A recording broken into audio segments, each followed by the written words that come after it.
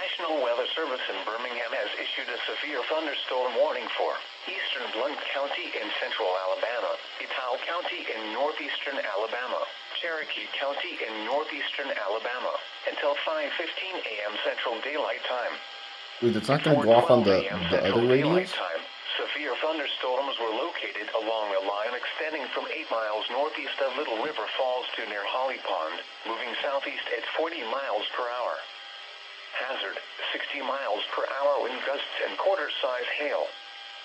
Source, radar indicated. Impact, hail damage to vehicles is expected.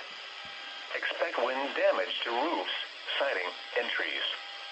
Locations impacted include Gadsden, Rainbow City, Oneonta, Attala, Oaks Bluff, Center, Cedar Bluff, Blount'sville, Cleveland, Little River Canyon National Preserve, Forney, Center Municipal Airport, Glencoe, Sardis City, Steele, Leesburg, Altoona, Smead, Susan Moore, and Walnut Grove. For your protection, move to an interior room on the lowest floor of a building. A tornado watch remains in effect until 8 a.m. Central Daylight Time for central and northeastern Alabama.